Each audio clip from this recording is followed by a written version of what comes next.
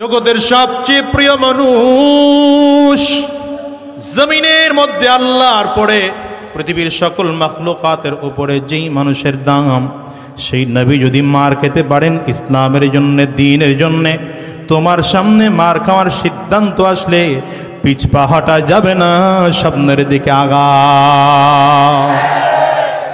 মক্কার কাফির আর মুশরিকরা যেই কারণে আমার নবীর বিরোধিতা করত, বর্তমান যুগেও মুসলমান নামধারী কিছু মুনাফিকের গোষ্ঠী, মুসলমান নামধারী কিছু কাফিরের গোষ্ঠী আলেমদের বিরোধিতা করে। হুজুর সব ঠিক আছে, নামাজ পড়ি আপনার পিছনে ঠিক আছে, রোজা রাখি আপনার নেতৃত্বে ঠিক আছে, জানাজা আপনার নেতৃত্বে ঠিক আছে, আপনার ওয়াজ খুব ভালো লাগে, তো চরমনাইয়ের পীর, আপনি পীর হয়ে রাজনীতিতে আসলেন কেন?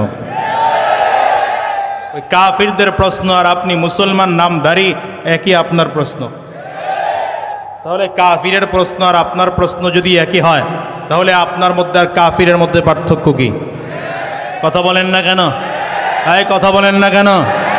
নবী রাহমাতুল লিল আলামিনের যদি তাওহীদের দাওয়াত দেওয়ার প্রয়োজন না হতো, আমার নবী যদি তাওহীদের দাওয়াত না দিতেন, উলুহিয়তের দাওয়াত যদি না দিতেন, এক আল্লাহর গোলামির শিকার করার যদি দাওয়াত না দিতেন, এক আল্লাহর বিধান জমিনে বাস্তবায়ন করার দাওয়াত না দিতেন, আমার নবীর রক্তক্ষরণ হওয়ার প্রয়োজন ছিল না, নবীর দান্দান মুবারক শহীদ করার প্রয়োজন ছিল না, আমার নবীর মাথার টুপি ভেঙে লোহার টুকরা মাথার খুলির মধ্যে ঢুকানোর প্রয়োজন ছিল না।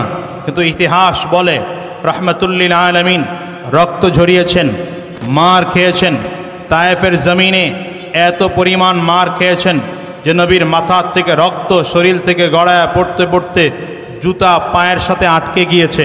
নবীজি হাঁটতে পারেন নাই। কেন?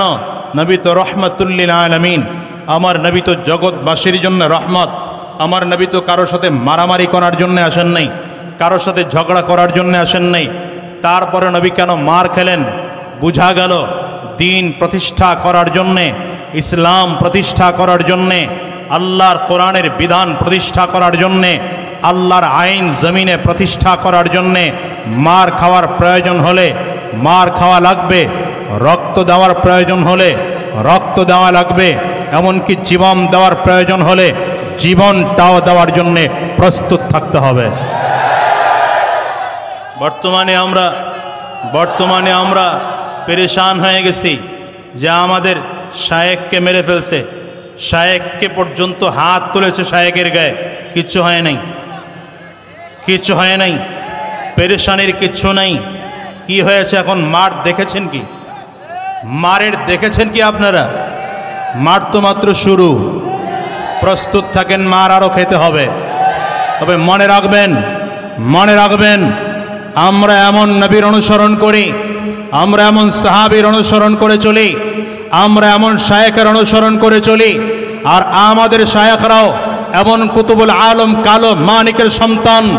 তারা মার খাবে, রক্ত ঝরাবে, জীবন দেবে, শরীরের একটা বিন্দু ফোঁটা রক্ত থাকা সত্ত্বেও ইসলাম কায়েম হওয়ার আগ পর্যন্ত ময়দান ছাড়বে না, ময়দান ছাড়বে না।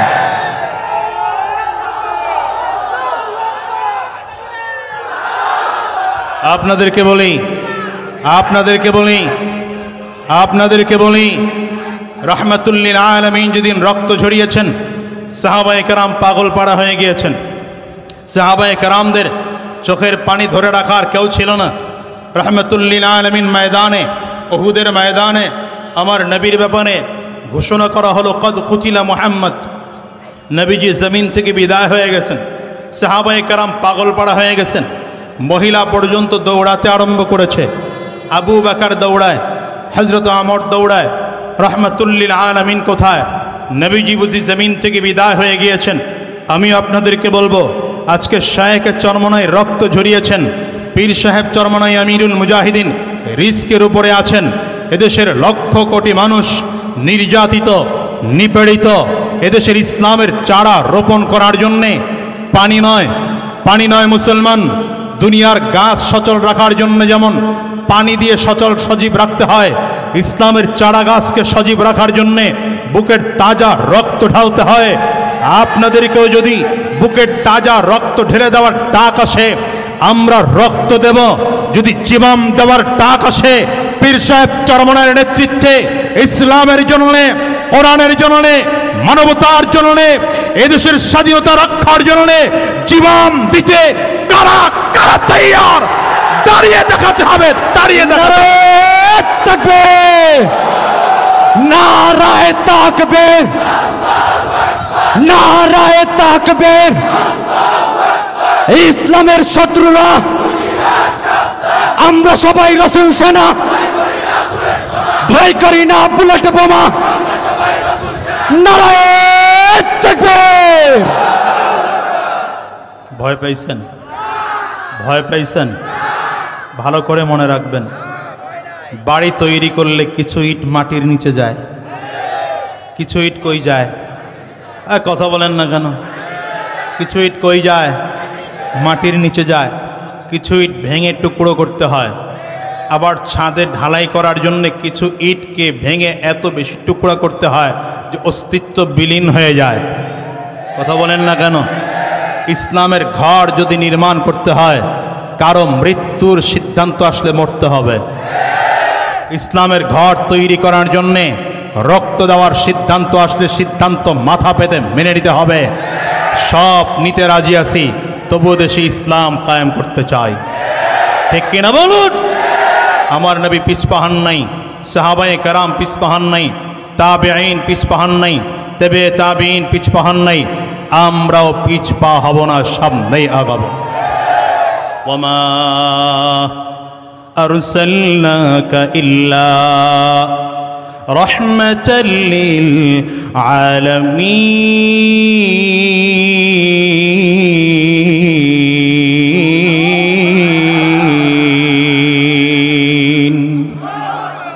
নবী রাহমাতুল লিল আলামিন তো জমিনের মধ্যে এসেছেন জগৎবাসীর প্রতি রহমত প্রদর্শন করার জন্য, জগৎবাসীকে রহমত দিয়ে ভরপুর করে দেওয়ার জন্য। আমার নবীকে কেন উহুদের ময়দানে গিয়ে মার খেতে হবে? জানেন মুসলমান, জানেন উহুদের ময়দানে রাহমাতুল লিল আলামিনকে এত বেশি রক্তাক্ত করা হয়েছে। রাহমাতুল লিল আলামিন মার খেয়ে খেয়ে হুমড়ি খেয়ে জমিনের মধ্যে পড়ে গিয়েছেন। আমার নবীকে এত বেশি মার মেরেছে মক্কার কাফির মুশরিকেরা। আমার নবী রাহমাতুল লিল আলামিনের দাঁত দুটো ভেঙে জমিনের মধ্যে পড়ে গিয়েছে। জবান থেকে রক্তগুলো টপ টপ টপ টপ করে পড়তেছে। নবী রাহমাতুল লিল আলামিন তীরের আঘাতের কারণে মাথায় লোহার টুপি ভেঙে, লোহার হেলমেট ভেঙে টুকরো মাথার খুলির মধ্যে ঢুকে গিয়েছে। আমার নবীকে মার খাওয়ায় আল্লাহ বুঝাইছেন, জগতের সবচেয়ে প্রিয় মানুষ জমিনের মধ্যে আল্লাহর পরে পৃথিবীর সকল মাখলুকাতের উপরে যেই মানুষের দাম, সেই নবী যদি মার খেতে পারেন ইসলামের জন্য, দ্বীনের জন্য, তোমার সামনে মার খাওয়ার সিদ্ধান্ত আসলে পিছপা হটা যাবে না, সামনের দিকে আগা। উহুদের যুদ্ধ শেষ হয়ে গেল। রাহমাতুল লিল আলামিন বললেন, সাহাবীরা তাড়াতাড়ি করো, আমার শহীদ সাহাবায়ে কেরামদের লাশগুলো একত্রিত করো। সাহাবায়ে কেরাম শহীদদের লাশগুলো একত্রিত করতেছেন। চোখে সাহাবায়ে কেরামদের পানি, চোখ দিয়ে top top top top top top করে পানিগুলো সাহাবায়ে কেরামদের পড়ে। আমার সাথী ভাই জমিন থেকে বিদায় হয়ে গেল। কারণ সাহাবায়ে কেরাম একজন আর একজনকে এত বেশি ভালোবাসতেন, নিজের ভাইয়ের চেয়ে বেশি, নিজের ঔরজার সন্তানের চেয়ে বেশি ভালোবাসতেন সাহাবী একজন আর একজন। রব্বে কারীম নিজে বলেন, রুহামাউ বাইনহুম, সাহাবায়ে কেরাম একজন আর একজনের সাথে হৃদ্যতা, আন্তরিকতার কোনো অভাব ছিল না। চোখ দিয়ে সাহাবায়ে কেরামদের পানিগুলো টপ টপ করে করে পড়ে। লাশগুলো একত্রিত করতেছেন, 68টা লাশ একত্রিত করা হল। রাহমাতুল লিল আলামিন বলেন, সাহাবীরা আমি নবী স্বপ্ন দেখেছি, আমি নবীর স্বপ্ন হলো ওয়াহী। আমি নবী স্বপ্ন দেখেছি 70টা উট কোরবানি করতেছি, সুতরাং আমার আরো 2 জন সাহাবী শহীদ হয়েছে। ইহুদের ময়দানে আমার 70 জন সাহাবী শহীদ হবে, আরো তোমরা লাশ খুঁজে খুঁজে বের করো। সাহাবায়ে কেরাম শহীদদের লাশ খোঁজার জন্য বের হলেন। না না, কোথাও খুঁজে পায় না। হঠাৎ করে পাহাড়ের চূড়ায় উঠে তাকিয়ে দেখে পাহাড়ের চূড়ার মধ্যে একজন ব্যক্তি যেন পড়া আছে, চেহারাটা আলাদা করে পড়ে আছে, হাতটা কেটে কবজি সহ আলাদা করে ফেলে রাখছে আলাদা জায়গা, কনুইটা আলাদা ফেলে রাখছে, মাথাটা আলাদা করে কেটে জমিনের মধ্যে ফেলে রাখছে, মাথা থেকে নাকটাকে কেটে জমিনের মধ্যে আলাদা ফেলে রেখে দিয়েছে, জিহ্বাটাকে টান দিয়ে কোন বদমার জন্য কেটে আলাদা করে ফেলে রাখছে। আরে মাথার খুলিটা ভেঙে মাথার মগজগুলো ভেঙে ফেলে রাখছে জমিনের মধ্যে, পাওটা আলাদা, অঙ্গ প্রত্যঙ্গগুলো আলাদা, প্রত্যেকটা টুকরা টুকরা করেছে, পেটের নাড়ি ভুঁড়িগুলো বের করে পেটটা ফেড়ে কোন বদমার জন্য কলিজাকে চাবায়া চাবায়া জমিনের মধ্যে ফালায়া রাখছে। সাহাবায়ে কেরাম লাশ দেখে চিনাও জানো চিনা না, চোখে পানি, চোখের পানিগুলো ছেড়ে সাহাবায়ে কেরাম শুধু কান্না করেন আর ঝিল। আমার নবী ডাক দিয়া বলেন, তোমরা কে কারো লাশ পেয়েছো? সাহাবায়ে কেরাম বলেন, পয়গম্বর আপনি নিজে একটু উঠে দেখেন। আমার নবী দেখে বাচ্চাদের মতো করে নবীজি চোখের পানি ছেড়ে আওয়াজ করে কান্না করে। নবী জীবনে কোনোদিন এত জোরে কান্না করেন নাই। নবীজির চোখের সামনে মা ইন্তেকাল করেছেন, জন্মের আগে বাবা জমিন থেকে বিদায় হয়েছেন, তবু নবী এত কাঁদেন নাই। আমার নবীর স্ত্রী আম্মাজান খাদিজা নবীজির জীবদ্দশায় জমিন থেকে বিদায় হয়েছেন, তবু নবী এত কাঁদেন নাই। নবীজির 4 ছেলে সন্তান, 3 মেয়ে সন্তান নবীজির জীবদ্দশায় জমিন থেকে বিদায়, এরপরও নবীজি কখনো এত জোরে কান্না করেন না। আমার নবীর চোখে পানি। সাহাবায়ে কেরামদের দিকে তাকিয়ে রাহমাতুল লিল আলামিন বললেন, সাহাবীরা তোরা চিনো না এটা কার লাশ? এটা আমার চাচা আমির হামজার লাশ। আমার আমির হামজারে তোরা চিনো না? মক্কার কাফিররা বুঝি আমার আমির হামজাকে শেষ করে ফেলছে। তাড়াতাড়ি কর। আমার নবী নিজের মাথার পাগড়িটা গলে জমিনের মধ্যে বিছাইলেন। নিজে জমিনের মধ্যে বিছায়া আমির হামজার লাশের টুকরাগুলো একটা একটা করে রুমালের মধ্যে আমার নবী উঠায়, নিজে আস্তে করে কাপড়টা বেঁধে গিড়া লাগায়া 68টা লাশের পাশে আর একটা লাশ নিয়ে রাখলেন। সাহাবায়ে কেরামদেরকে বলেন, এই সাহাবীরা খুঁজো, খুঁজে বের করো আরেক সাহাবী কই। আবার আরো একজন শহীদ সাহাবী আছে, খুঁজে বের করো। সাহাবায়ে কেরাম পুরো ময়দান তন্ন তন্ন করে খুঁজে কোথাও পায় না। সাহাবায়ে কেরাম হায়রান আর পেরেশান হয়ে গেছেন। নবী বলেন, আরো একজন শহীদ আছে, কাকে কে শহীদ হয়েছে? সাহাবায়ে কেরাম হিসাব করে পায় না। যতজন যোদ্ধা এসেছিলেন হিসাবটাও মিলে গিয়েছে। সব সাহাবীরা যখন পেরেশান, মাঠের এক কিনারা থেকে একজন মহিলা লাল কাপড় উড়াইতেছে, চিল্লায় আওয়াজ দিয়ে ডাক দেয়, নবী আমার, আপনার যত শহীদ সাহাবীরা আছে সবাইকে তো আপনি গোসল ছাড়া দাফন দিবেন, কারণ শহীদদের নিয়ম হলো তাদেরকে গোসল ছাড়া দাফন দিতে হয়। তবে পয়গম্বর আমার স্বামীকে আপনি গোসল ছাড়া দাফন দিবেন না, আমার স্বামীর উপরে গোসল ফরজ। নবী আমার ডাক দেয়, মা কে তুমি? তোমারে চিনলাম না, চেহারা ঢাকার কারণে তোমাকে আমি চিনি নাই, তোমার পরিচয় দাও। বলে, নবী আমারে চিনেন না? গতকালকে মসজিদে নববীতে যেই মহিলার বিয়ে পড়িয়েছে, আপনার প্রিয় সাহাবীর বিয়ে পড়িয়েছেন, আমি সেই হানজালার স্ত্রী। আমারে আপনি চিনেন না? আমি আপনার সাহাবী হানজালা, আমি হানজালার স্ত্রী। আপনি আমার স্বামীকে কোনোদিন গোসল ছাড়া দাফন দিবেন না। রাহমাতুল লিল আলামিন কাঁদে, সাহাবায়ে কেরাম কাঁদে। এটা কেমন খবর?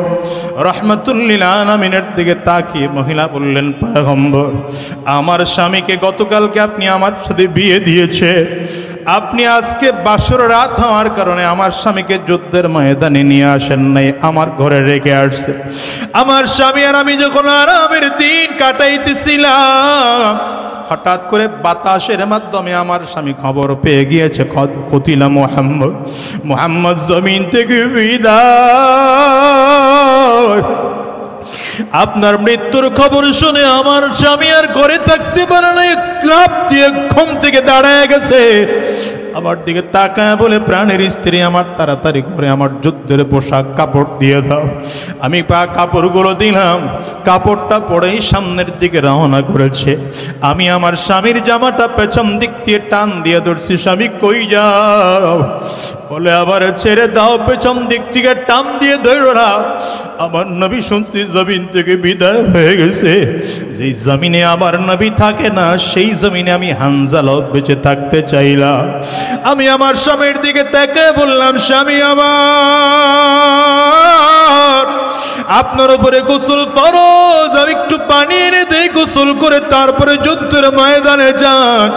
আমার স্বামী আমার দিকে তাকায় বলে, প্রাণের স্ত্রী আমার বিদায় দাও, এখন গোসল করব, এতক্ষণ সময় আবার হাতে নাই, নবীর সাথে যাব, যুদ্ধের ময়দানে গিয়ে কাফিরদের বিরুদ্ধে যুদ্ধ করব, শহীদ না হয়ে আমি বাড়ি ফিরব না। তবে শোনো, আমি যদি যুদ্ধের ময়দানে গিয়ে শহীদ হয়ে যাই আর আমার যদি গোসল করানোর প্রয়োজন হয়, দুনিয়ার কোনো পানি নয়, আল্লাহর জান্নাতি পানি দিয়ে গোসল করতে চায়। রহমাতুল লিল আলামিন কাঁদে, সাহাবায়ে কেরামও চোখের পানি ফেলে ফেলে কান্না করেন। পুরো ময়দানের মধ্যে কান্নার রোল। হঠাৎ করে জিবরিল আমিন নবীর কানে কানে এসে ডাক দেয়, পয়গম্বর একটু চেহারা তো উপর দিকে উঠান, আসমান আর জমিনের মাঝ বরাবর একটু তাকায়া তাকায়া দেখেন। পয়গম্বরে আরবি উপরের দিকে তাকাইলেন, রাসূলুল্লাহ সাল্লাল্লাহু আলাইহি ওয়াসাল্লাম উপরের দিকে তাকায়া দেখেন ৭০,০০০ ফেরেশতা হানজালার লাশ গোসল করায় তাজা লাশ জমিনের মধ্যে নিয়ে নামতেছে। হানজালার দাড়ি বেয়ে বেয়ে টপ টপ টপ টপ করে জমিনের মধ্যে পানিগুলো পড়ে, লাশের বিভিন্ন জায়গা বেয়ে বেয়ে পানিগুলো টপ টপ করে পড়ে। জিবরিল কানে কানে বললেন, পয়গম্বর আপনার হানজালার প্রতি আমার মালিক এত খুশি, আমার আল্লাহ এত খুশি, আপনার হানজালাকে দুনিয়ার কোনো পানি দিয়ে গোসল করাইতে হবে না, আমার আল্লাহ ফেরেশতার মাধ্যমে জান্নাতি পানি দিয়ে গোসল করানোর ব্যবস্থা করেছে। এই দুনিয়ার পাগল, শুধু দুনিয়ার পিছনেই দৌড়াইলা, ক্ষমতার পিছনেই দৌড়াইলা, মাঝে মাঝে নিজের দিকে তাকায় তাকায় নিজে চিন্তা করি, আল্লাহ একটা জায়গার ইউনিয়নের চেয়ারম্যান বানাইছে, ক্ষমতা বেশি দিনের না রে মুসলমান, ২-৪ দিনের দেখতে দেখতে ২ বছর চলে গেল, আর ৩টা বছর থাকতে পারি কিনা মালিকই ভালো জানেন। তবে ভালো করে বুঝবা, এই দুনিয়ার ক্ষমতাটাও স্থায়ী না, এই দুনিয়ার সম্পদও স্থায়ী না, এই দুনিয়ার সম্মান ইজ্জত স্থায়ী না। দুনিয়ায় আসছে একদিন বিদায় নেওয়াই লাগবে, হায়াতও কিন্তু স্থায়ী না রে মুসলমান। তবে তোমার আমার রক্ত যদি দ্বীনের জন্য ব্যয় হয়, তোমার আমার জীবন যদি ইসলামের জন্য বিলীন করে দেই, তুমি আর আমি যদি শহীদ হয়ে জমিন থেকে বিদায় নিতে পারি, তাইলে লাভটা কি জানো? ওই কবরেও শান্তি, মিজানেও শান্তি, পুলসেরাতেও শান্তি। ঠিক না বেঠিক? আওয়াজ করে বল। কথাগুলো কেন বলি মুসলমান? এই মাহফিলে কেন আসছো? বলে মাওলারে পাওয়ার জন্য। ঘর থেকে কেন বের হইলাম? বলে মালিকরে পাওয়ার জন্য। কেন দৌড়ায় দৌড়ায় নামাজে যাই?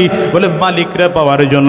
তো শহীদ হলে মালিকরে ডাইরেক্ট পাওয়া যায়, ডাইরেক্ট পাওয়া যায়, ঠিক কিনা খাও? মালিকরে কি দেখতে চাও? আল্লাহু আকবার বলে হাতটা তুলে চিল্লায় ডাক দাও, দেখতে চাও? জোরে আওয়াজ দিয়ে ডাক দাও আল্লাহ, আর জোরে আল্লাহ, চিল্লায় খাও আল্লাহ। এ দুনিয়ার যুবক, আমার মালিকের একদল পাগল আছে, এদের দুনিয়ার গাড়ির দরকার নাই, বাড়ির দরকার নাই, নারীর দরকার নাই, টাকা পয়সার দরকার নাই। এই দুনিয়ার পাগলগুলো দুনিয়ায় কারো পেছনে দৌড়ায় না, ওরা শুধু খুঁজে আমার মালিক কই। কিয়ামতের ময়দানেও খুঁজবে আমার মালিক কই, আমার মালিক কই। হাদিসের মধ্যে আসছে, কিয়ামতের ময়দানে বান্দাগুলো যখন দাঁড়াবে, তাকিয়ে দেখবে সূর্য মাথার মুড়ু মাথ উপরে দেখা যায়, মাথার মগজগুলো সূর্যের তাপে টকবক টকবক করে ভাতের মারের মতো ভলকাইতেছে। ডান দিকে তাকাইয়ে দেখবে জাহান্নামের আগুন ঘুরিম ঘুরিম আওয়াজ দিয়া দিয়া সামনের দিকে আগায়। বাম দিকেও তাকাইয়ে দেখবে জাহান্নামের আগুন ঘুরিম ঘুরিম আওয়াজ দিয়া দিয়া সামনের দিকে আগায়, পেছন দিক থেকেও তাকাইয়ে দেখবে জাহান্নামের আগুন, সামনের দিকেও তাকাইয়ে দেখবে গুনাহগার জাহান্নামের আগুন, চারিদিক থেকে জাহান্নামের আগুন, ওদিকে ঘাম শরীর থেকে টপ টপ টপ টপ করে জমিনের মধ্যে পড়বে। কারো টাকনো গিরা প্রয়োজন, পুরো ময়দানে দৌড়াবে আর চিল্লাবে আর বলবে আমার মালিক কই? না মালিক রে বুঝি কোথাও খুঁজে পাইলা। অনেকক্ষণ চিল্লায়া চিল্লায়া মালিকের আরশের পায়ের মধ্যে ট্যাঁক লাগাইয়া বিশ্রাম করবে। আমার মালিক ডেকে বলবেন ফেরেশতারা এতক্ষণ যেই বান্দাগুলো দৌড়াইতেছিল ওরা কই? ফেরেশতারা বলবে আল্লাহ আপনার আরশের পায়ের মধ্যে ট্যাঁক লাগাইয়া বিশ্রাম করে। আল্লাহ বলবেন ওদেরকে ডাকো, এদেরকে ডাকা হবে। মালিক পর্দার আড়াল থেকে ডেকে বলবেন এরে বান্দারা কেন তোরা চিল্লাইতেছিলি আর দৌড়াইতেছিলি? মালিকের পদ্ধতি আওয়াজ পাইয়া পর্দার আড়াল থেকে কান্না শুরু করবে, আর বান্দাগুলো চিল্লায় আর বলবে মালিক কত আর আমাদেরকে ঘোরাইবা, আমাদেরকে আর কত তুমি দূরে সরাইয়া রাখবা। ফজরের আজান শুনে দৌড়াইয়া মসজিদে চলে গেছি তোমার সাক্ষাৎ পাওয়ার জন্য পাই নাই, জোহরে আবার চলে গেছি তোমার সাক্ষাৎ পাওয়ার জন্য পাই নাই, আসরের আজান শুনে আবার চলে গেছি তোমার সাক্ষাৎ পাওয়ার জন্য পাই নাই, মাগরিবে আবার দৌড়াইছি তোমার সাক্ষাৎ পাওয়ার জন্য, না না মালিক তোমার সাক্ষাৎ পাই নাই। এশার নামাজের আজান শুনে ঘরে থাকতে পারি নাই, দৌড়াইয়া চলে গেছে তোমার সাক্ষাৎ পাওয়ার জন্য পাই নাই। কোথায় গেলে তোমারে পাওয়া যাবে? টঙ্গীর ইস্তেমার ময়দানে দৌড়াইছি, না মালিক পাই নাই। উজানির ময়দানে দৌড়াইছি, না সেখানেও পাই নাই। চরমনার আল্লাহর কুতুবের দরবারে গিয়ে 3 দিন পাগলের মতো পড়েছিলাম, না মালিক পাই না। মালিক কোথায় গেলে তোমারে পাওয়া যাবে? আল্লাহ গভীর রাতে ঠান্ডা পানি দিয়া ওযু কইরা যায় নামাজ বিছায়া দাঁড়ায় গেছি তাহাজ্জুদ নামাজের মধ্যে, মালিক না জানি তোমারে পাওয়া যায়। এক ওয়াক্ত নামাজেও তোমারে পাইলাম না মালিক। আজকে কিয়ামতের ময়দানেও কি সাক্ষাৎ দিবা না? বান্দাগুলো চিল্লায় আর দৌড়ায় আর আফসোস করে।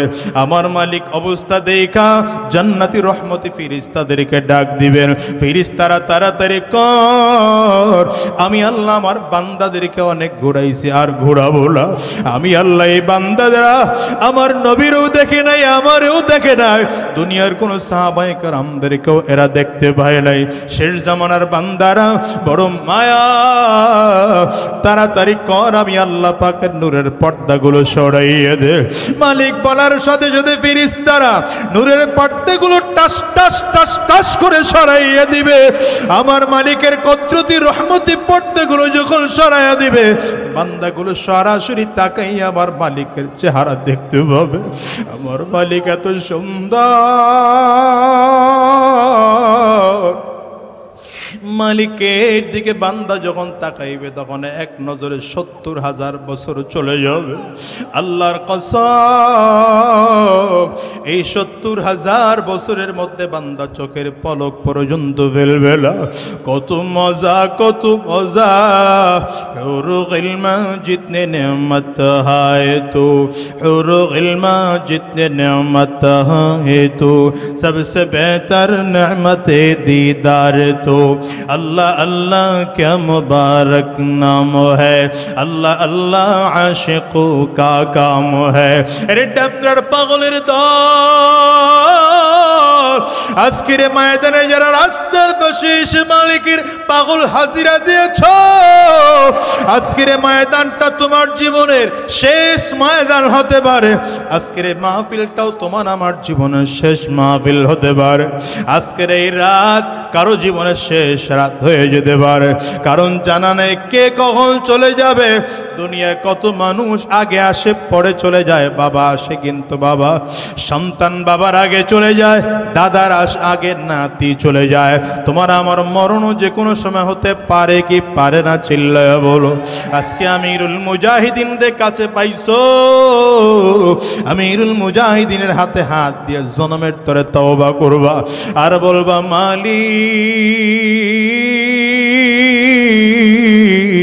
আর জীবনে নামাজ ছাড়বো না, শয়তানের রাস্তায় চলবো না, মালিক তোমার গোলামি করব, ইসলাম কায়েমের জন্য রক্ত দেওয়ার প্রয়োজন হলে রক্ত দেব, জীবনটাও যদি দেওয়ার প্রয়োজন হয় আমিরুল মুজাহিদিনের হাতে হাত দিয়া বায়াত হওয়ার জন্য কারা কারা তৈয়ার হাত তুলে আমার আল্লাহরে দেখাও, চিল্লাইয়া জোরে ডাক দাও আল্লাহ, আরো জোরে আল্লাহ, আওয়াজ দিয়ে চিল্লায়া ডাক দাও আল্লাহ। ডানে আর বামে তাকাও, কার চোখে পানি ওই মানুষটার দিকে তাকাইয়া নিজের নিজে ধিক্কার মরবার কাঁদো আর চিল্লাইয়া জোরে ডাক দাও, জোরে ডাক দাও, জোরে ডাক দাও, আওয়াজ দিয়ে আরো জোরে আল্লাহ, দয়ার মালিক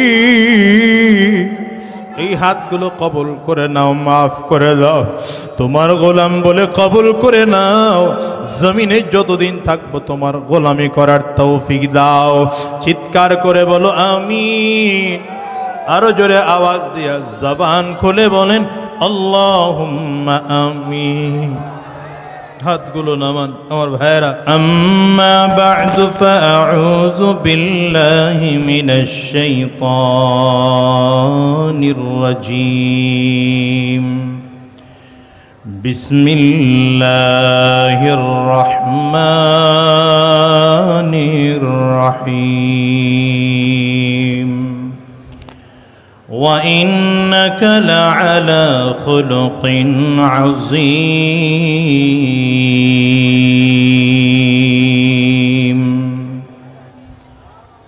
الحمد لله। অধ্যকারে মাহফিলের মোহতারাম সম্মানিত সভাপতি,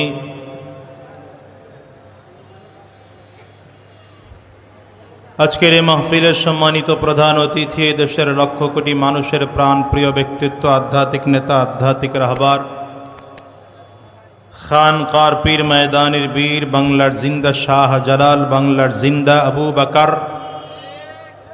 বাংলার জিন্দা আবু হানিফা, আমিরুল মুজাহিদিন হযরতুল আল্লাম হযরত পীর সাহেব হুজুর চরমনাই দামাত বরকাতুহুম আলিয়া, উপস্থিত অন্যান্য হযরত উলামায়ে কেরাম, সম্মুখপানে সমবেত দিন প্রিয়, ইসলাম প্রিয়, দিনদার, ইমানদার, মুমিন মুসলমান মর্দে মুজাহিদ ভাইরা, মুরব্বী বাবাজিরা, যুবক বন্ধুরা, কচি কাঁচা মাসুম বাচ্চারা, পর্দার অন্তরালে অবস্থানরতা সম্মানিতা শ্রদ্ধেয়া মা ও বোনেরা, সাউন্ড এরকম থাকুক আর লড়াইয়েন না, পর্দার অন্তরালে অবস্থানরতা সম্মানিতা শ্রদ্ধেয়া মা ও বোনের, আল্লাহ পাকের শুকর যে আল্লাহ তাআলা আপনাকে আমাকে আজকের এই দ্বীনি মজলিসে, কোরআনী মজলিসে, জান্নাতি বাগানে, ঈমানদারদের মজলিসে, আল্লাহ ওয়ালাদের মজলিসে আসার বসার তৌফিক দান করেছেন। সে মহান রব্বুল ইজ্জত ওয়াল জালালের দরবারে শুকর আদায় করি। আমরা সকলেই জবান খুলে আওয়াজ দিয়ে চিৎকার করে জোরে সরে বলি আলহামদুলিল্লাহ। খুব সংক্ষিপ্ত আলোচনা, সময় অত্যন্ত কম। আমিরুল মুজাহিদিন হযরত পীর সাহেব হুজুর চরমনাই দামাত বরকাতুহুম আলিয়া অনেক আগেই আমাদের মাঝে এসে পৌঁছেছেন। অল্প সময়ের মধ্যে হুজুর স্টেজে চলে আসবেন। হুজুর আসার আগে আগে কিছু অল্প আলোচনা করব। আসলে আলোচনা করার মতো যোগ্যতা তো আমরা রাখি না। এই চেয়ারগুলো আমাদের চেয়ার না। এই চেয়ারগুলোতে হযরত পীর সাহেব হুজুর চরমনাইকে বসে আলোচনা করাটাই শোভা পায়, কারণ এই চেয়ারগুলো আমাদের আকাবিরিনদের চেয়ার। এরকম মজলিসে বসে আমাদের আকাবিরিনরা মানুষদেরকে দ্বীনের আলোচনা করে শোনাতেন। একটা সময় এমন ছিল যে এরকম চেয়ারে বসে শাইখুল হাদিস আল্লামা আজিজুল হক রহমতুল্লাহ আলাইহি এদেশের মানুষকে দ্বীন ও ইসলামের কথাগুলো বলে বলে শোনাতেন। একটা সময় এমন ছিল যে এমন কোনো একটা চেয়ারে বসেই কুতুবুল আলম কালো মানিক সৈয়দ ফজলুল করিম রহমতুল্লাহ আলাইহি মানুষকে দ্বীনের আলোচনা করে করে শোনাতেন। এমন কোনো একটা চেয়ারে বসেই কারি ইব্রাহিম রহমতুল্লাহ আলাইহি মানুষকে দ্বীনের আলোচনা করে করে শোনাতেন। এমনই কোনো একটা চেয়ারে বসে আশরাফ আলী থানবী রহমতুল্লাহ আলাইহি এদেশের মানুষকে, পৃথিবীর মানুষকে দ্বীনের আলোচনা করে শোনাতেন। এমনই কোনো চেয়ারে বসে আইম্মা মুজতাহিদিন, তবে তাবিঈন, তাবেঈন, সাহাবায়ে কারাম মানুষকে দ্বীনের আলোচনা করে শোনাতেন। এমনই কোনো চেয়ারে বসে হযরত আলী কাররামাল্লাহু ওয়াজহু আলোচনা করতেন। এমনই কোনো একটা মেম্বরে বসে হযরত আলী ইবনে আবি তালেব, হযরত ওসমান বিন আফফান আলোচনা করতেন। এমন কোনো মেম্বরে বসে হযরত ওমর ইবনুল খাত্তাব আলোচনা করতেন। এমনই কোনো একটা মেম্বরে বসে আবু বকর সিদ্দিক রাদিয়াল্লাহু আনহু আলোচনা করতেন।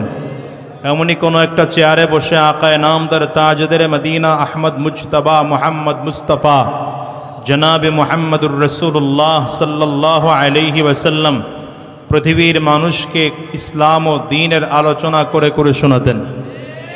আমরা এই চেয়ারে বসার যোগ্য না, তারপরও কেন বসেছি? কাব্বারানি মৌতুল কুবারা, বড়রা মৃত্যুবরণ করার কারণে এই চেয়ারগুলোতে আমাদেরকে বসানো হয়েছে। তো এই জন্যে আলোচনা খুব লম্বা করব না, অল্প সময় কথা বলবো, নসিহাত নয়। আমি আলোচনা করার সময় এই নিয়ত করেই বসি যে আল্লাহ যেন আমাকে এই ওসিলায় আমল করার তৌফিক দেয়। কারণ যদি ওই আয়াতের দিকে লক্ষ্য করা হয়, কাবুরা মাকতান ইনদাল্লাহি আন তাকুলু মা লা তাফআলুন, তোমরা যেটা বলো সেটা করো না, আমি আল্লাহর কাছে এটা বড় অপছন্দের। এই জায়গায় খেয়াল করলে আমি আলোচনা করার যোগ্যতা রাখি না। কারণ মানুষকে দ্বীনের কি আলোচনা করে শোনাবো? নিজের মধ্যেই তো আমল নাই। মানুষকে ইসলামের কথা বলে কি বা বলবো? নিজের মধ্যেই তো আমল নাই। মানুষকে কবরের প্রস্তুতি নেওয়ার জন্য কি বলবো? নিজেই তো কবরের প্রস্তুতি নিচ্ছি না। মানুষকে কেমনে নামাজের দাওয়াত দিব? নিজেই তো হক আদায় করে নামাজ পড়তে পারি কিনা সন্দেহ আছে। এমন ত্রুটি আমাদের মধ্যে অনেকের মধ্যেই আছে। তদুপরিও আলোচনার জন্য বসার মূল মাকসাদ হলো আল্লাহ তাআলা আমাদেরকেও যেন ওই বড়দের পদাঙ্ক অনুসরণ করে করে চলার তৌফিক দান করেন। আরেকবার সকলেই জোরে সোরে মন থেকে বলেন আল্লাহুম্মা আমিন। আমি যে আয়াতে কারিমা তিলাওয়াত করেছি, রব্বে করিম বলেন ওয়া ইন্নাকা লাআলা খুলুকিন আযীম। রাসূল আরবি সাল্লাল্লাহু আলাইহি ওয়াসাল্লামকে লক্ষ্য করে আল্লাহ তাআলা বলেন, পয়গম্বর আপনাকে মহান চরিত্র দিয়ে জমিনে প্রেরণ করা হয়েছে। আমার নবীর এমন এক চরিত্র ছিল যেই চরিত্রের ব্যাপারে মক্কার কাফির মুশরিকরা পর্যন্ত নবীর ব্যাপারে বলেছেন সাদিক, আমার নবী সত্যবাদী। আমার নবীরে মক্কার কাফিররা বলেছেন মসদুক, নবী যে সত্যবাদী। নবীর ব্যাপারে মক্কার কাফির মুশরিকদের অপিনিয়ন হচ্ছে আমিন, নবীজি বিশ্বাসী। নবীজির ব্যাপারে মক্কার কাফির মুশরিকদের কথা হচ্ছে, ঘোষণা হচ্ছে আমার নবী আমানতদার। কত বড় আমানতদার যে তারা নিজের সন্তানের কাছে সম্পদ আমানত রাখতে ভয় পাইত যদি খেয়ানত হয়ে যায়, কিন্তু আমার নবীর কাছে আমানত রাখতে তারা ভয় পেত না। নিজের বাবার মাকে বিশ্বাস করতো না, কিন্তু আমার নবীকে বিশ্বাস করত। ভালো করে বুঝবেন, মক্কার কাফির মুশরিকরা নিজের ভাইকে বিশ্বাস করতো না, কিন্তু আমার নবীকে বিশ্বাস করত।